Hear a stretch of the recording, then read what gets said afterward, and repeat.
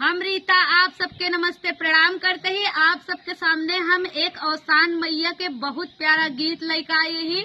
जब दूर दूरिया चबवाई जाता तो आप लोग एक गीत के गा सकत हैं और हमरे गीत के सुनिया और कमेंट कर बताइए कि आप लोग के ये गीत कैसन लगा। और हमरे चैनल ऋतुजा अवधी लोकगीत के सब्सक्राइब करब और शेयर करब मत भूलिया। धन्यवाद। मांगी मोरी मैया रज करी बिकिया मांगी मोरी मैया रज करी ससुर में पियाज की लंबी उमरिया ससुर में पियाज की लंबी उमरिया नैहर में जियई बिरनाया रज करी नैहर में जियई बिरनाया रज करी जुग जुग जियई मोरे भैया रज करी जुग जुग जियई मोरे भैया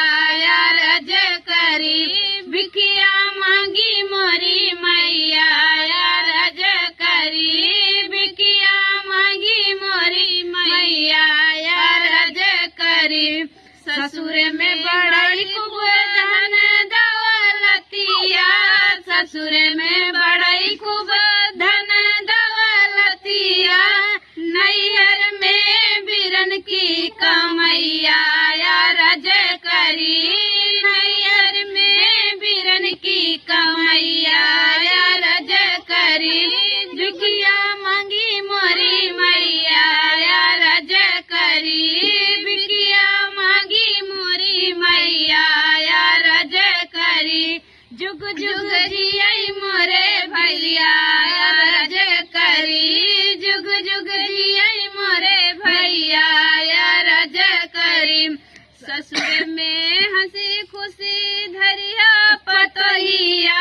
ससुर में हंसी खुशी धरिया पतोहिया नैहर में भौजैया रज करी नैहर में भौजैया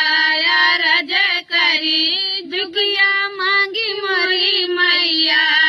रज करी बिगिया मांगी मोरी मैया रज करी जुग जुग जियई मोरे भैया रज करी जुग जुग जियई मोरे भैया रज करी ससुर के हरी